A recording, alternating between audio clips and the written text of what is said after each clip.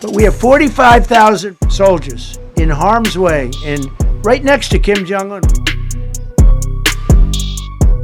But if a certain president did his job, Kim Jong Un would not have nuclear weapons right now. But they're all afraid to do their job properly, to protect them from North Korea. We have 45,000 soldiers in South Korea to protect us from Kim Jong Un, who I get along with very well, as you know.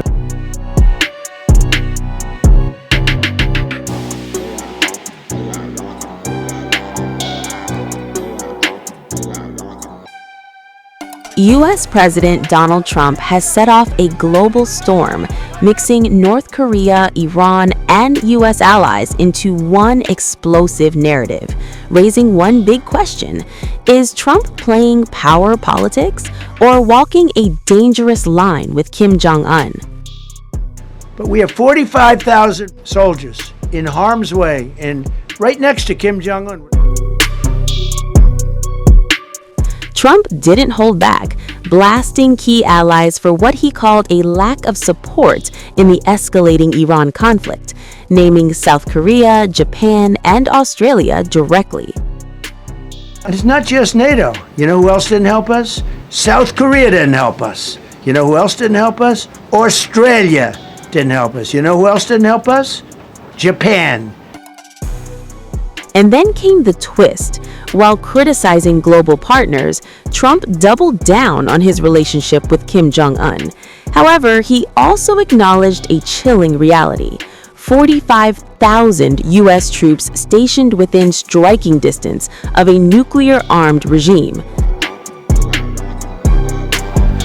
We've got 50,000 soldiers in Japan to protect them from North Korea. We have 45,000 soldiers in South Korea to protect us from Kim Jong Un, who I get along with very well, as you know. But here's where it gets complicated. Trump hinted that Kim once used a derogatory term questioning Joe Biden's mental fitness, a line Trump himself has repeatedly used in political attacks. But we have 45,000 soldiers in harm's way and right next to Kim Jong Un. However, history tells a different story.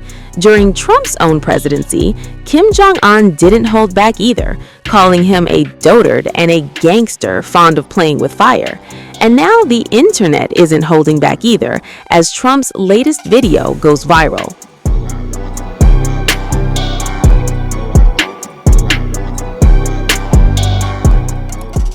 But despite the insults, Trump became the first sitting U.S. president to meet Kim in 2018, followed by 2 more meetings, even boasting about so-called love letters exchanged between the 2 leaders.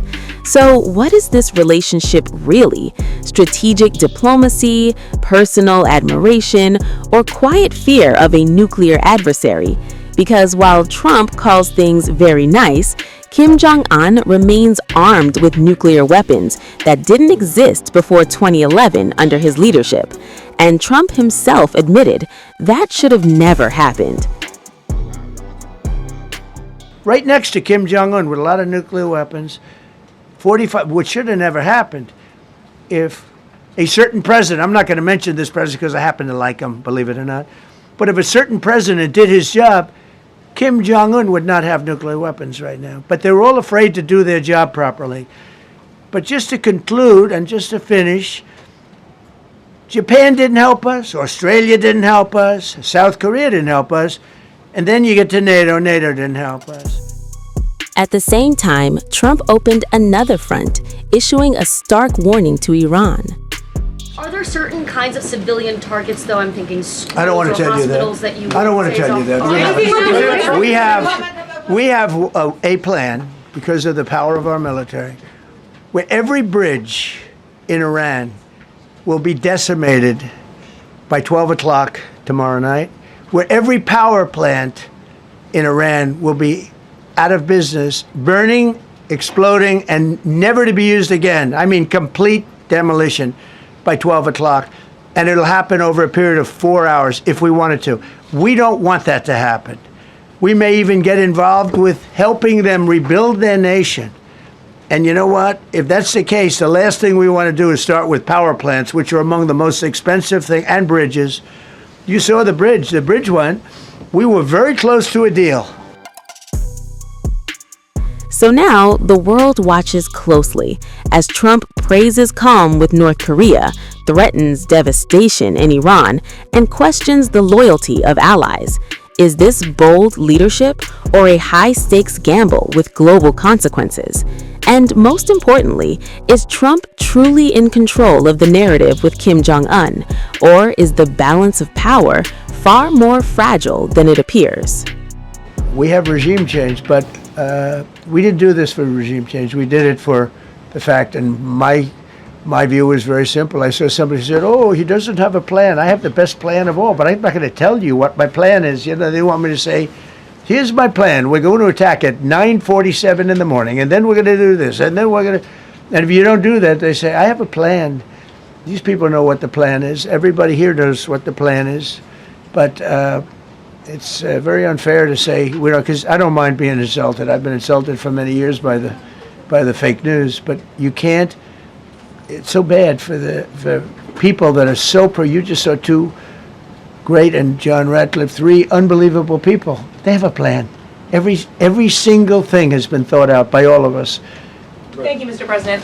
You've said Iranians would be mad if you stopped these attacks, but why would they want you to blow up their infrastructure, to cut off their power? Wouldn't that be punishing Iranians for the actions of the regime? They would be willing to, and it's suffering. They would be willing to suffer that in order to have freedom. The Iranians have, and we've had numerous intercepts. Please keep bombing. Bombs that are dropping near their homes. Please keep bombing. Do it. And these are people that are living where the bombs are exploding. And when we leave and we're not hitting those areas, they're saying, please come back, come back, come back. These are the people. I don't know what they do. All I can tell you is they want freedom. They have lived in a world that you know nothing about. It's a violent, horrible world where if you protest, you are shot.